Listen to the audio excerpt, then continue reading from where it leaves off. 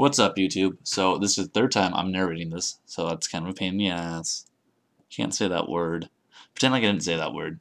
Anyways, so I've done some updating. I totally redid my whole format, and so as you can see here, I'm just gonna show you a little bit before I start the battle. As you can see here, I pretty much all I did was that I have the same. I still have the battle screen on the right side like I did before. In the middle of the screen, I have the text pretty much of what's going on, so that you can see that better. So it's not like hard to see. Pretty much, it makes it this better visually. And to the left of that, I have my team on the top and my opponent's team on the bottom, and it tells them like what status condition they have or if they're okay, like there's nothing wrong with them. So that's pretty much what I'm gonna have up for a while. See how that works out. Took me a while to figure out how to do this, but I really liked how it came out, and so I hope you guys do enjoy it. Yeah, it's pretty awesome. So I'm gonna start the battle now. So looking at his team, his rain team, I'm like, yeah, whatever. I saw him leading with a Ferrothorn, so I'm like, I'll just leave my own Ferrothorn. But he actually leads with Polytoad, which makes sense to get up the rain.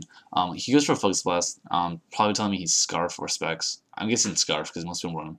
I get a Thunder Wave because he misses. And then switching into Gyarados, I can definitely tell that's Scarf and not Specs because that doesn't really do much to me at all. It's about 25%, and lefties, I'm fine. So I'm gonna go for the taunt here just because I know he's probably gonna switch in his Ferrothorn because that's gonna be the best thing to take anything and get up hazards or destroy me with Paralyze. So I'm gonna Dragon Dance here. I know it's kind of early to set up. He misses his first Power Whip. I'm like, oh well, let me just Dragon Dance again because that's like a few one. And I actually don't. I go for the Waterfall and he flinches and his taunt wears off. And I'm like, whatever. I'm just gonna go for Earthquake. Does 34%, but he lives at about 40, and so I don't think I can take another Power Whip. And I'm kind of afraid that he's gonna status me. So I'm just gonna go out to my Heatran or my Ferrothorn kind of counter, I guess.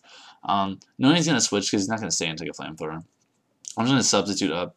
I kind of want him to go out to something that wasn't status so I could Toxic it, but he doesn't, and so I'm just gonna get off a Earth Power, which is a little over third, but he Hydro Pumps and is gonna break my sub, and I'm gonna go with Ferrothorn and take that Hydro Pump. Not so well, but I get up South Rocks as he's too paralyzed to move, and then I just kill him with the Power Whip. So I guess he stayed and just wanted to get some damage off. He probably could have gone out to Toxicroak and just taken that a whole lot better, so I don't know why he didn't do that.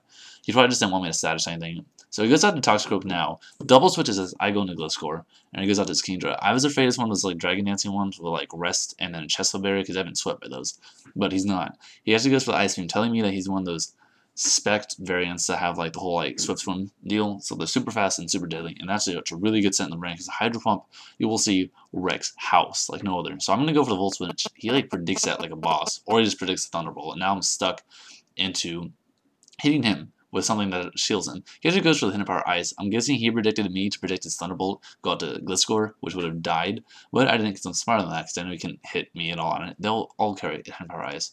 So we both go into, I go into Ferrothorn, he goes into Ferrothorn, and then I'm going to switch out into Gliscor because I know he can't really do anything. I'm not even going to worry about getting a Swords Dance because I kind of predict his Kingdra to come back in, so I'm going to go for the Earthquake. Protect, see what he locks himself into. Locks himself into Surf. Alright, so I just got to get a Water Resist because that can handle it no problem, right? Go to Rotom Watch. Oh, holy dang, that did a whole lot of damage. I'm almost dead. I'm like, well, I gotta switch out. Let me go to my Ferrothorn. Oh my god, that didn't take that well at all. So now I'm gonna die too. So horrible play. I was in the lead by a lot, and now I'm pretty much gonna lose all my Pokemon by this stupid spec Kingdra. So Ferrothorn dies. I'm like, well, go out to maybe Gyarados can take a hit, and he does have good respectable special defense, so he probably can. So he scares him off. I'm just gonna go taunt his Ferrothorn, which he switches out into to counter my Gyarados, which doesn't work very well. So he taunts up. I get a Dragon Dance, and he gets paralyzed. I really should have gone for the second Dragon Dance and not attacked here, because you'll see in a second where that mattered. If I got a second Dragon Dance up, I could have killed him with one hit with Earthquake anyway, so it would have been a better play. Assuming, yeah, I don't know why I didn't do that. So Earthquake kills him off the second time, but now I'm at low enough HP where he will be able to send in his Kingdra and outspeed me and kill me. Now, if I had 2 Dragon Dances up, I might have not been outsped. I don't know if I would have. If I hadn't, then I would have been able to sweep through his entire team, and that would have been it. It's not the case. I guess it makes for a more interesting game. So, yeah. So I just lost 3 Pokemon in a row to this Kingdra while he's been on the field almost. I sent in my Rotom stupidly. What I should have sent in Vultures first. Thunder Wave like I did now because I got the Prankster so I could get priority. Sent in Rotom, finish him off, and then switch out into Gliscor or something. But I don't.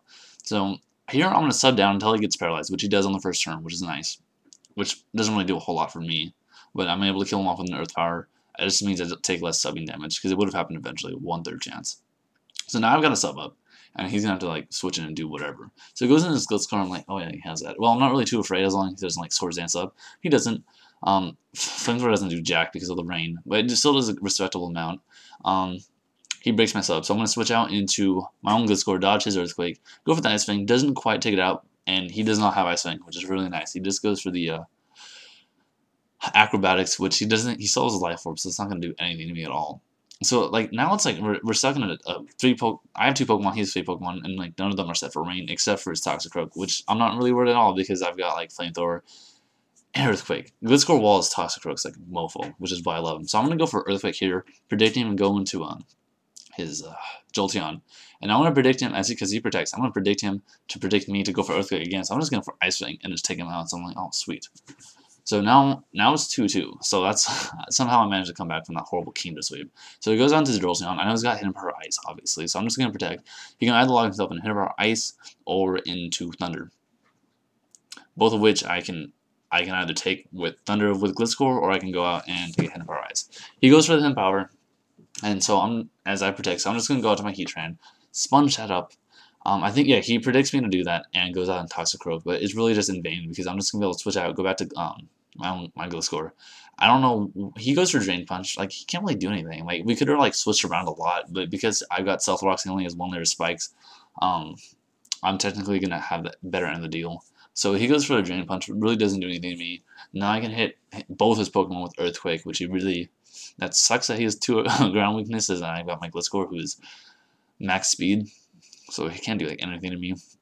So you can switch out on Jolteon and lose him, and then go back into this guy and not have anything to do.